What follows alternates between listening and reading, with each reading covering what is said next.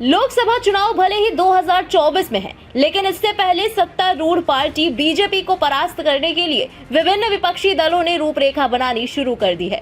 आगामी चुनाव में विपक्षी दल पूरे दमखम के साथ मैदान में उतरना चाहते हैं। इसी कड़ी में कभी बीजेपी के साथ गठबंधन में सरकार बनाने वाले और जनता दल यूनाइटेड के प्रमुख नीतीश कुमार ने लखनऊ में अखिलेश यादव से मुलाकात की। इसके साथ ही वो पश्चिम बंगाल की मुख्यमंत्री ममता बनर्जी से भी मिले।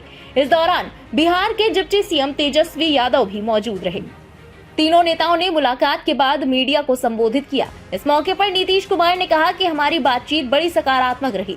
इस समय देश में जो हालात हैं, लोकतंत्र खतरे में है। देश के लिए कोई काम नहीं हो रहा है, सिर्फ प्रचार हो रहा है। सभी दलों से बातचीत जारी है। सब एकजुट होकर 2024 के चुनाव में बीजेपी से लड़ेंगे और उन्हें हराएंगे। उन्होंने कहा कि हम विभिन्न दलों को एकजुट करने के अभियान में लगे हुए हैं। आज समाजवादी पार्टी से बात हुई है, दूसरे दलों से भी बातचीत चल रही है। सभी को साथ लेकर बीजेपी को सत्ता से बेदखल करेंगे।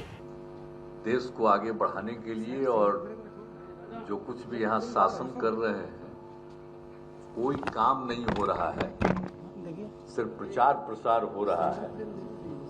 तो वैसी स्थिति में अधिक से अधिक पार्टियों के साथ बातचीत चल रही है और उसी सिलसिले में आज हम लोग भी बैठ करके बातचीत किए हैं। और जैसा इन्होंने कहा, हम लोगों ने तय किया है कि ज्यादा से ज्यादा पार्टियों को देश में हम लोग एकजुट करें और मिल करके सब लोग काम करेंगे। वहीं इस दौरान समाजवादी पार्टी के राष्ट्रीय अध्यक्ष अखिलेश यादव ने भी मीडिया को संबोधित किया।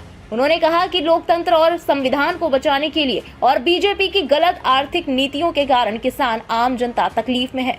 महंगाई, बेरोजगारी चरम पर है और बीजेपी को हटाने में हम आप लोगों के साथ हैं। भारतीय जनता पार्टी और देश बचे अभियान में हम आपका समर्थन करते हैं। लोकतंत्र को बचाने के लिए, संविधान को बचाने के लिए भारतीय जनता पार्टी की लगातार गलत आर्थिक नीतियों के कारण किसान, गरीब मजदूर तकलीफ और परेशानी में है, संकट में है। महंगाई चरम सीमा पर है, बेरोजगारी चरम सीमा पर है और इस भारतीय जनता पार्टी को हटाने में हम आप लोगों के साथ हैं। भारतीय जनता पार्टी हटे, देश बचे, उस अभियान में हम लोग आपके साथ हैं। गौरतलब है कि 2024 चुनाव को लेकर देश में सियासी माहौल बनना तेजी से शुरू हो गया है। बिहार के सीएम नीतीश लगातार विपक्षी एकता की बात कर रहे हैं। उन्होंने इसी रणनीति के तहत बीते दिनों राजधानी दिल्ली में कांग्रेस राष्ट्रीय अध्यक्ष मल्लिकार्जुन खड़गे, राहुल गांधी और दिल्ली सीएम अरविंद केजरीवाल से मुलाकात की थी, जिसके बाद अब नीतीश ने अखिलेश यादव और ममता बनर्जी से मुलाकात की। अखिलेश और ममता से मुलाकात इसलिए भी अहम है क्योंकि बिहार, यूपी और बंगाल में लोकसभा की 162 सीटें हैं। यूपी में लोकसभा की 80 सीटें, बिहार में 40 और पश्चिम बंगाल में 42 सीटें हैं। इन तीनों राज्यों की लोकसभा सीटों को जोड़ दे तो ये कुल 162 सीटें हो जाती हैं। अगर विपक्षी दल इन 162 सीटों पर बीजेपी को रोकने में सफल रहते हैं तो केंद्र की सत्ता का समीकरण दिलचस्प हो जाएगा।